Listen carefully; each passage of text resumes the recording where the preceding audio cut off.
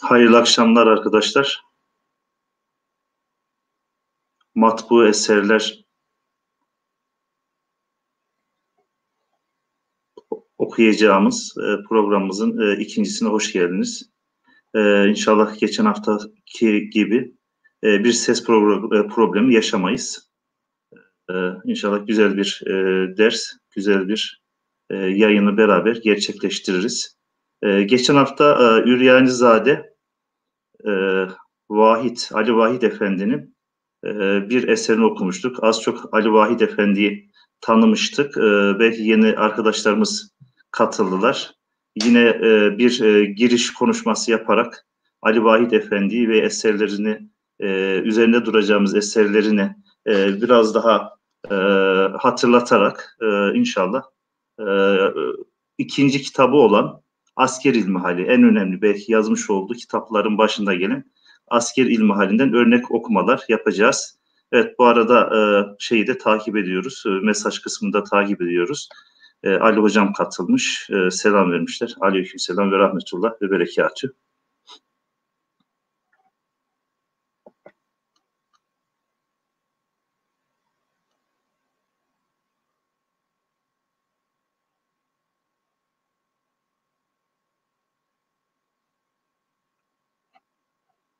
Evet, biraz bekleyelim. Arkadaşlarımız dahil olsunlar. 1-2 dakika artık şey yapalım. Onlara süre tanıyalım.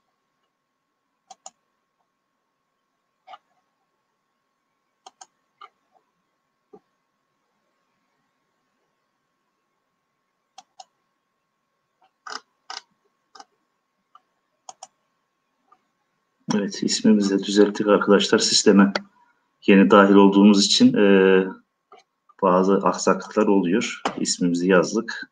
Evet. İnşallah iyi geçer demişler. Tamam. Evet, başlayalım inşallah. Yani bizim programımızın konsepti şu şekilde.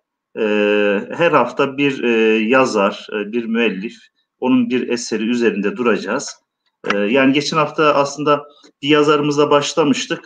Fakat kitabı böyle ilgi çekici olduğundan, güzel olduğundan dolayı onun ikinci bir kitabına da yer verelim istedik. Yazarımız Ali Vahid Efendi. Ali Vahid Efendi, Kilisli Osman Efendi, Üryanizade Osman Efendi'nin oğlu olarak kayıtlarda geçiyor. Aslında matbuatta zamanında, Osmanlı'nın son zamanında ciddi olarak tanınan bir yazar. Fakat daha sonradan işte bazı yazarlar zamanla daha iyi tanınır veya bazı yazarlar da zamanla unutulabiliyorlar. Değişik sebeplerden dolayı bu yazarımız da aslında yani belli kişiler tarafından iyi tanınmakla beraber genel manada Türkiye'de çok da iyi tanınan yazarlarımızdan bir tanesi değil. 1940 yılında vefat ediyor. Kilisli, Üryanizade ailesinden geliyor. Önemli eserleri var. En önemli eserlerinden ve ilgi çekici eserlerinden bir tanesini geçen hafta okumuştuk. Köylü İlmihali diye. Bu hafta da Asker İlmihali adlı kitabından inşallah okuyacağız. Yani Ali Vahid Efendi'nin her konuda eserleri var. Yani şiirde yazmış, gazetede çıkarmış, dergide çıkarmış, ilmihal kitaplarda yazmış, dini alanda çok fazla eserler vermiş. Tabii hepsini bilmek, hepsini tanımak, hepsini okumak zor burada. Biz daha çok ilmihal eserleri, ilmihalleri bizim dikkatimizi çekti. 4 tane ilmihal yazmış. Yani şu an tespit edilen, bir tane de ismi bilinen fakat tespit edilemeyen bir ilmihal kitabı. Daha doğrusu okullarda okutulan, iptidailerde okutulan bir kitabından bahsediliyor. Fakat ona ulaşılamamış. İptidailerde din dersleri diye bir kitabı var. Köylü İlmihali diye bir kitap var. Geçen hafta o Köylü İlmihali'nden okumuştuk. Köylü İlmihali işte 1921-22'li yıllarda basılıyor. 1333 yılında basılıyor. Tabii 1921-22'li yıllara tekabül ediyor. O eserin özelliği neydi? Dili son derece sadeydi. Geçen hafta da zaten örnek okuma yaptık. Görmüşsünüzdür. Son derece farklı bir yaklaşımı var. Hatta 1922'de Türkiye Büyük Millet Meclisi tarafından basılan ilk eser olarak öyle bir nota da denk geldik. milli mücadeleye destek veren yazarımız işte Ankara'da da bulunuyor. 1922 yılında yazmış olduğu Köylü İlmihali zamanında Büyük Millet Meclisi tarafından basılan ilk eser olarak kayıtlara geçmiş. Bu haftada Askeri İlmihali'nden inşallah biraz okuyacağız. Askeri İlmihali'de 1927 yılında Genelkurmay Başkanlığı tarafından açılan bir yarışma var. O yarışmada birincilik elde ediyor. Zaten şimdi ilk sayfada, tanıtım sayfasında onu okuyacağız. Fakat bu Askeri İlmihali'nin daha önceden aslında daha kısa olarak 1915'te 16'lı yıllarda 1915 yılında basıyor. 1915 yılında basıyor. Fakat daha özet, daha kısa basıyor. Daha sonra bölümlerini arttırarak, sayfa sayısını arttırarak dediğimiz gibi 1927 yılında Genelkurmay'ın açmış olduğu kitap yarışmasında belki alanında, kendi alanında ilmihal konusunda, dini konularda birinci oluyor. Bu kitabın sayfa sayısı fazla, yaklaşık 436 sayfa. Tabii biz hepsini okuyamayacağız. Yani bu hafta artık 4 sayfa, 5 sayfa Allah ne verdiyse inşallah okumaya gayret edeceğiz. Sözü çok uzatmayalım.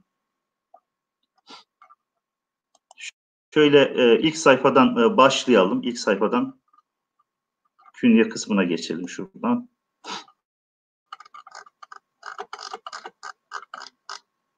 Evet, bizim okuyacağımız nüsha Marmara Üniversitesi Kütüphanesi'nden alınan, indirilen bir nüsha. Künye sayfasına hemen bakalım. Künye sayfasında ne var? Hangi bilgiler var? Onları okuyalım. Şimdi okurken tabii değişik tarzlar inşallah, uygulamalar, metotlar uygulayacağız. Bazen ben aheste aheste, yavaş yavaş okuyacağım. Paragraf okuyacağız. Önce bir paragrafı okuyacağız. Daha sonra geriye dönüş yapacağız. Bazı kelimelerin yazımı üzerine duracağız. Bazı kelimelerin anlamı üzerine duracağız. Bazen diyeceğim ki şu paragrafı siz içinizden belki sessizce okuyun. 1 dakika, 2 dakika sizin okumanız için size fırsat vereceğiz. O şekilde ne yapacağız? Dersi işlemeye gayret edeceğiz. Evet, Askeri İlmihali yeni açanlar için şöyle bir tekrar olsun. Bu eser 1927 yılında basılmış. Bu eserin özelliği nedir? Askerlere dönük yazılmış bir eser. 1927 yılında Genelkurmay Başkanlığı'nın açmış olduğu alanındaki işte yarışmada yani askerlere dini bilgi, ilmihal bilgisi verecek kitap yarışmasında birincilik kazanan bir eser künyesinde onu görüyoruz, onu okuyoruz. Evet, Asker İlmihali, yavaş yavaş okuyalım. Diyanet İşleri Reisliği Heyeti Müşaveresi azasından Köy Hocası gazetesi sahibi imtiyazı Üryanizade Ali Vahid Efendi. Ali Vahid gibi belki telaffuz ediyoruz ama Ali Vahid Efendi. Evet, burayı istiyorsanız bir daha okuyalım. Diyanet İşleri Reisliği Heyet Müşavere İstişare Heyeti azasından Köy Hocası gazetesi sahibi imtiyazı Üryanizade Ali Vahid Efendi. Yazarımız, müellifimizin ismi bu. Özellikle Köy Hocası gazetesi 15 günde bir çıkan bir gazete. Bunun üzerinden daha iyi tanınıyor. Zamanın matbuat alemi tarafından tanınıyor. Eşref Edip'le yakınlığı var. Mehmet Akif Ersoy'la yakınlığı var. Kurtuluş Savaşı'na tabii ki destek veriyor. Ankara'ya geliyor. Onun dışında Çanakkale Savaşı'nda gerçekten ciddi böyle propaganda amaçlı veya askerlere diyelim ki teşvik, kuvve-i maneviyeler takviye amaçlı değişik çalışmalar yapıyor. Hatta Arap coğrafyasından 31 alim ve gazeteciyi toplayarak Çanakkale cephesine götürüyor dedik. Çanakkale cephesinde Duygu ve Düşüncelerim diye bir de güzel eser yazmış, kısa bir eser. İnşallah onu da bulabilirsek onu da ileriki zamanlarda sizinle paylaşmaya gayret edeceğiz. Ali Vahid Efendi, evet.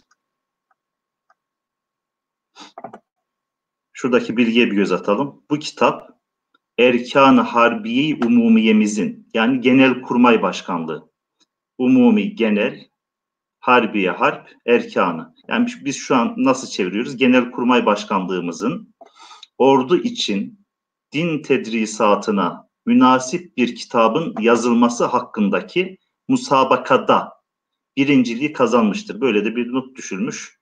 Bir daha okuyalım burayı istiyorsanız. Bu kitap yani Asker İlmihali Erkanı Harbiye-i Umumiyemizin yani Genelkurmay Başkanlığımızın ordu için din tedrisatına münasip bir kitabın yazılması hakkındaki musabakada yani yarışmada birinciliği kazanmıştır diyor. Biraz önce de söylemiştik. Marmara Üniversitesi Kütüphanesi'nden alınmış. Evet bakalım nerede basılıyor? İstanbul'da basılıyor. Hangi matbaada? Evet Türk Matbaası 1927 yılında bu kitabımız ne oluyor? Basılıyor. Önemli bir kitap dediğimiz gibi askerlerin dini tedrisatı için açılmış olan müsabakada birinciliği ne yapıyor? Elde ediyor. Onun için önemli bir kitap diyoruz arkadaşlar.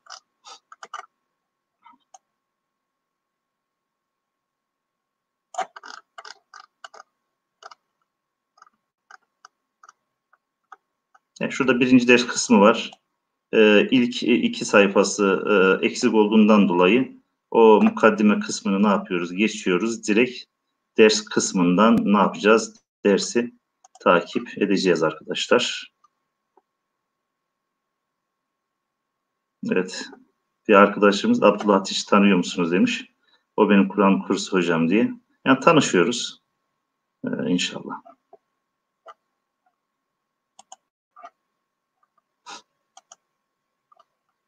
Yukarıda Salih Özen abi gelmişti. Osmanlıca kurslarından talebemiz mi diyelim işte bir büyüğümüz mü diyelim. Biz ders verdik. Abimiz de büyüğümüz tabii bizden büyük olduğu için istifade etmişti, gelmişti.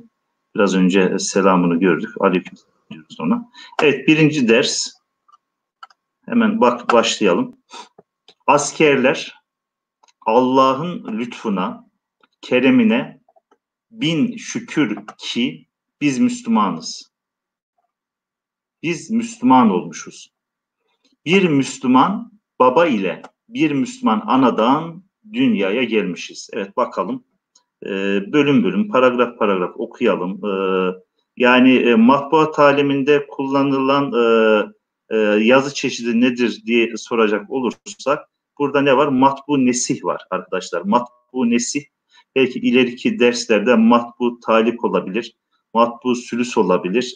Matbu rika olabilir. Bilemiyoruz artık. Matbuat aleminde çıkmış olan, matbaadan çıkmış olan ürünlerden farklı farklı eserler okuyacağız ama çoğunlukla matbaatta ne kullanılmış? Nesih kullanılmış. Bu da matbu nesih bir eser. Evet askerler Allah'ın lütfuna, keremine bin şükür ki biz Müslüman olmuşuz. Bir Müslüman baba ile bir Müslüman anadan dünyaya gelmişiz.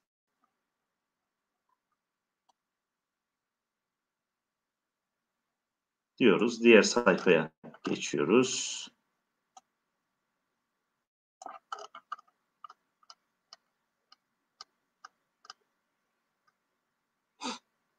İki cihan serveri Muhammed Mustafa sallallahu aleyhi ve sellem Efendimizin de ümmetinden bulunmuşuz.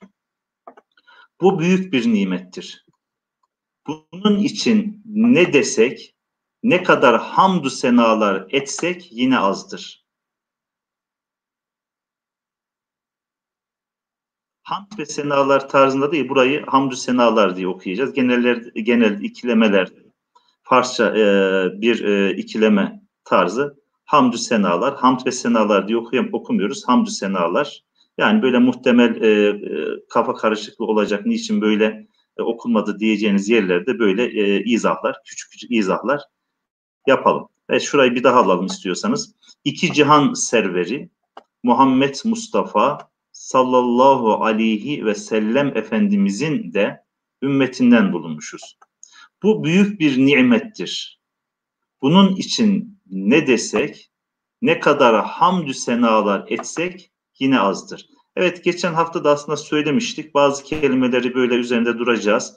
Biraz etimolojisine belki gönderme yapacağız. Bir kelimede eğer ayın harfi varsa o kelimenin köken olarak Arapça olduğunu rahatlıkla söyleyebiliriz. %100. Eğer farklı bir ne diyelim sebep yoksa köken olarak bir kelimede eğer Arapça ayın var ise o kelime kesinlikle köken olarak nedir diyeceğiz? Arapçadır diyeceğiz. Mesela burada içinde ayın bulunan kelimeler hangileri bakalım. Nimet kelimesinde ayın bulunuyor. Tabii böyle kelimeler üzerine konuştuğumuz zaman da o kelime üzerine konuşulan kelimeler, hangi kelime üzerine konuşacaksak böyle zihinde kalıcı oluyor. Hani niçin böyle hani tekrar yapıyoruz diye aklımıza gelecek olursa, dediğimiz gibi üzerine konuşulan kelime hem yazımı noktasında bize kolaylık sağlar. İşte nimet dedik, nimet. Belki telaffuzunu yaparken de biraz da ayını yaptık, çatlattık diyelim. O ayın bulunan kelimeler okuduğumuzda diyoruz ki bu kelime köken olarak Arapçadır. Aleyh kelimesi, onun üzerine manasına gelen aleyh kelimesi ayın harfiyle başladığından dolayı bu kelimeden nedir diyeceğiz? Arapça kökenlidir diyeceğiz. Veya diyelim ki bir kelimede eğer peltek S var ise bu kelime de Arapça kökenli diyeceğiz. Yani Türkçe'de biliyorsunuz peltek ses yok. Türkiye Türkçesinde peltek ses kullanmıyoruz. Onun için alfabede bulunan peltek ses ile yazılan kelimelere de ne diyeceğiz? Köken olarak Arapça diyeceğiz. Yani bir kelime eğer peltek S ile yazılıyorsa, bir kelime V ile, dal ve zeldeki V ile, vel ile yazılıyorsa nedir diyeceğiz? Arapçadır diyeceğiz. Bir kelime eğer Z harfi ile yazılıyorsa köken olarak ne diyeceğiz? Arapça diyeceğiz. Yani bu kelime Türkçe değildir demiyoruz. Köken o itibariyle ne diyoruz? Arapçadır diyoruz. Eğer bir kelimede hamd kelimesinde olduğu gibi bir kelimede ha bulunuyorsa, ha sesi değil biliyorsunuz. Osmanlı elifbasında 3 tane ne var? Ha var, ha var, hı var, bir de güzel h var. Türkçe kökenli kelimelerde az da olsa h ve hı kullanılabilir. Ama ha, hamd kelimesinde kullanılan ha sesi eğer bir kelimede bulunuyor ise o kelimede köken olarak nedir? Arapçadır. Bir harfimiz daha var. Bir de zat harfi. Bazen zat diye telaffuz ediyoruz. Bazen dat diye telaffuz ediyoruz.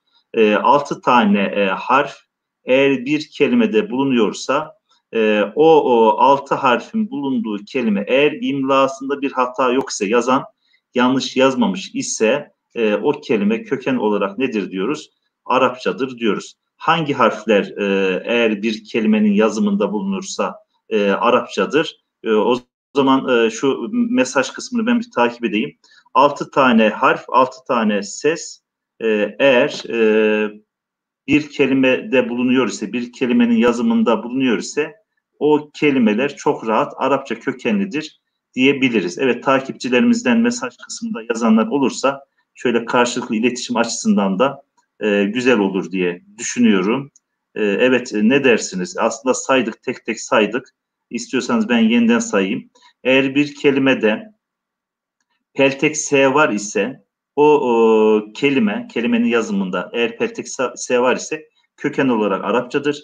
Bir kelimede peltek Z var ise, dal ve zeldeki zel var ise eğer yazımında o köken olarak Arapçadır. Bir kelimede Z harfi var ise köken olarak Arapçadır. Bir kelimede ha var ise köken olarak o kelime Arapçadır. Bir kelimede zat var ise o kelime köken olarak Arapçadır. Bir kelimede evet dikkatim dağıldı. Abdülkerim Bey yazmış. Peltek Z, zat, zha, peltek Z. Evet, bir yazmış. 2, 3, 4, 5. Bir de ayını yazarsak Abdülkerim Hocam ne olacak? Tamam olacak. Yani bir kelimenin yazımında eğer bu 6 tane tamam ay yazmışsınız sağ olun. 6 tane harf bir kelimenin yazımında bulunuyorsa o kelime köken olarak nedir diyoruz?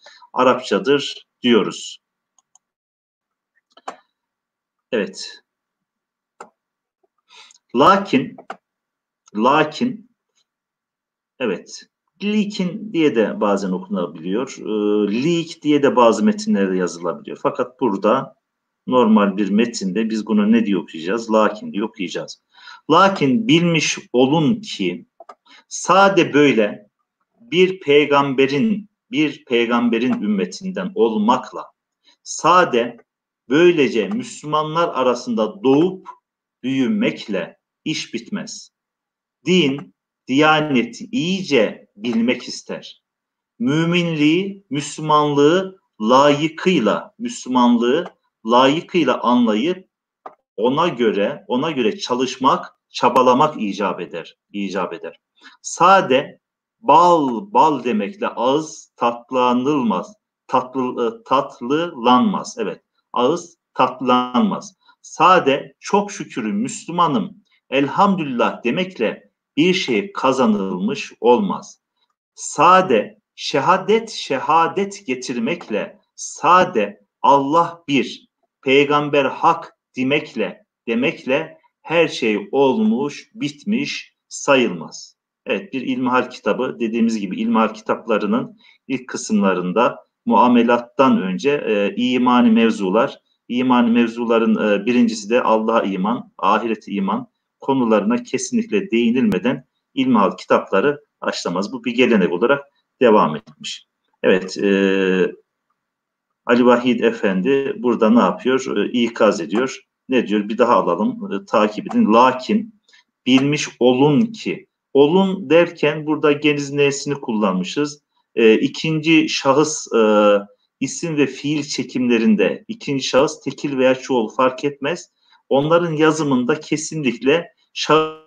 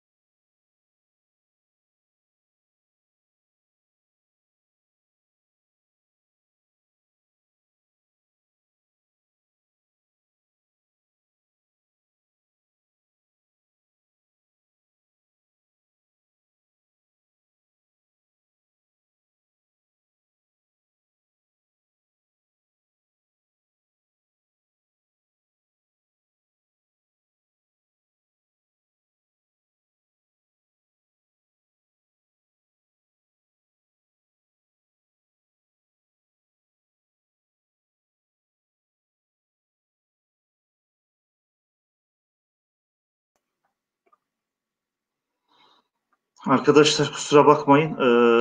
2 haftadır internet noktasında şanssızız. Arsa hakkınızı helal edin. Kaldığımız yerden inşallah devam edelim.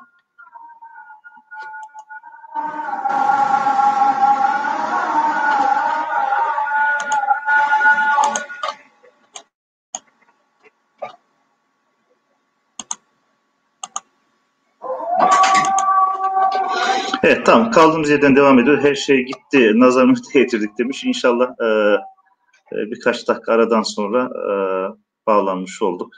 Hakkınızı helal edin. Kaldığımız yerden devam edelim inşallah. Evet, şurada güzel bir izah var arkadaşlar. Orayı inşallah okuyalım. Oradan devam edelim. Evet, evet. La ilahe illallah, la ilahe illallah sözü pek büyüktür. Adeta cennetin anahtarıdır. Allah'tan başka Allah olmadığına iman eden kimselerin ilk söyleyeceği söz budur. Bu sözü inanarak söyleyen kimse cennet anahtarını cebine koymuş demektir. Ceybine. Tabi orijinali ceyb, fakat biz bunu cebine tarzında ne yapıyoruz? Okuyoruz. İnanarak söyleyen kimse, bu sözü şuradan alalım. Bu sözü inanarak söyleyen kimse cennet anahtarını cebine koymuş demektir. Lakin pek uzaklarda olan bir yerin, bir şeyin sade anahtarını cebe koymaktan ne çıkar? Asıl marifet o yere sağ salim gidip erişmektir. Evet, şurayı bir daha okuyacak olursak baştan alalım. Bazı kelimelerin üzerinde de ne yapalım? Duralım. Evet, la ilahe illallah sözü pek büyüktür. Adeta cennetin anahtarıdır. Evet, anahtar kelimesi de orijinal bir kelime.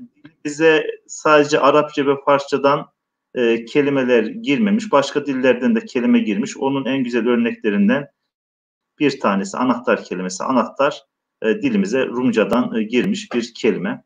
Allah'tan başka Allah olmadığına iman eden kimselerin ilk söyleyeceği söz budur. Bu sözü inanarak söyleyen kimse cennet anahtarını cebine koymuş demektir. Lakin burada tabii bir elif var, fakat genelde elifi lakinin yazımında ne yapmıyoruz? Göstermiyoruz.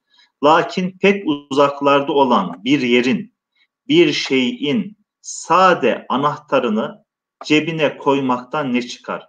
Asıl marifet o yere sağ salim gidip erişmektir.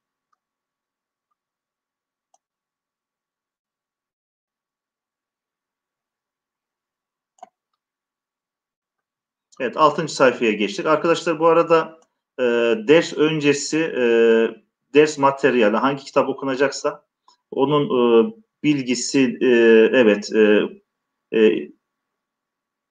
Twitter hesabında, dergimizin, Osmanlıca dergisinin Twitter hesabında yayınlanıyor. Oradan takip edebilirsiniz inşallah. Yani bu kitabı da aslında dün biraz geç oldu ama bundan sonra daha düzenli hafta sonu kitaplar veya okunacak metinler hesaplarından, Osmanlıca derginin hesaplarından size bildiriliyor. Oradan ne yapabilirsiniz? Ulaşabilirsiniz. Evet, devam edelim 6. sayfadan. Size sorarım, bir adamın sıcacık bir evi olsa, o evin anahtarını da cebine yerleştirmiş bulunsa, sonra da o adam karda, kıyamette, evine, semtine gitmeyip dağ başlarında dolaşsa, soğuktan donacak bir hale gelse, hiç o cebindeki anahtar o adamı ısıtır mı?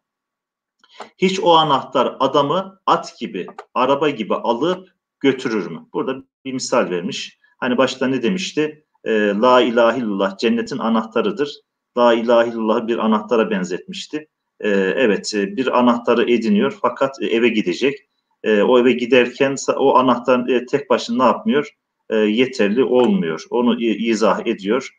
Burada güzel bir örnek vermiş. Yani bir eve girmek, eve sığınmak, evde ısınmak, evden istifade etmek için sadece evin anahtarına sahip olmak yeterli değil. Onu ne yapıyor burada? İzah ediyor. Yahu donacaksın, haydi evine gitmenin çaresine bak diyenlere karşı bu adam evinin anahtarını gösterse, bu bende oldukça bana bir şey olmaz dese, bu pek gülünç olmaz mı? İşte bizim halimizde tıpkı buna benzer. Biz sade la ilahe illallah demekle bütün mahlukat bize kul oldu sanırız. Cennet, cemal hepsi senetle, sepetle bize verildi.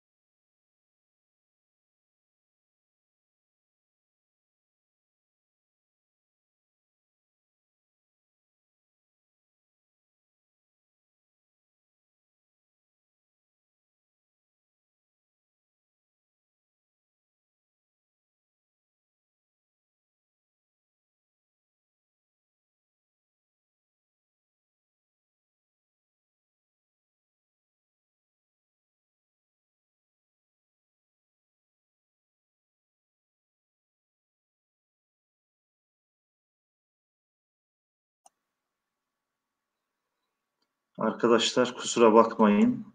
Yani bugün internette bir problem var. Yani geçen hafta sıkıntı oldu. Bu hafta çözeriz diye düşündük ama bu haftadan internet bizi biraz yarı yolda bıraktı. Kusura bakmayın. Kaldığımız yerden inşallah devam edelim.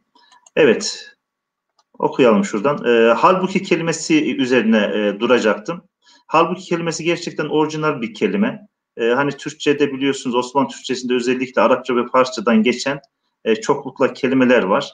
Fakat Osmanlı Türkçesi yani her ne kadar Arapçadan Farsçadan da etkilenmiş ise de yani Arapça ve Farsçanın karması biraz da işte Türkçenin karması bir dil tanımına da çok uymuyor. Yani onu kabul etmiyoruz. Gerçekten Arapçadan kelime almıştır, Farsçadan kelime almıştır ama kendi içinde yoğurmuştur ve orijinal bir dil ne yapmıştır? Oluşturmuştur, geliştirmiştir atalarımız zaman içinde bu olmuştur. Mesela halbuki gerçekten orijinal bir kelime bu açıdan. Üç dilden de burada izler buluyoruz. Mesela hal kelimesi Arapçadan dilimize geçmiş. Zaten içinde ha bulunması onun Türkçe'ye Arapçadan geçtiğinin en büyük delillerinden bir tanesi. Bu Türkçe bir kelime. Ki de Farsçadan geçen bir ek. Yani başta Arapça bir kelime, ortada Türkçe kökenli bir işaret zamiri. Ondan sonra bir de ne var? Ki Farsçadan geçen bir bağlaç. Halbuki gibi gerçekten çok orijinal bir kelime oluşmuş. Evet, buradan devam edelim. Burayı zaten okumuştuk. Diğer paragrafa geçiyoruz. Ya evlatlar.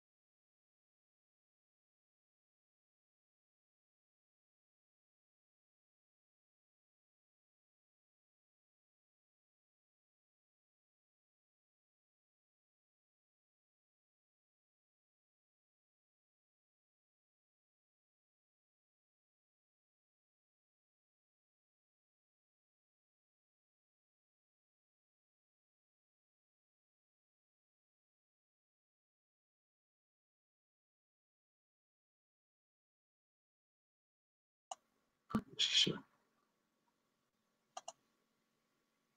15 mi?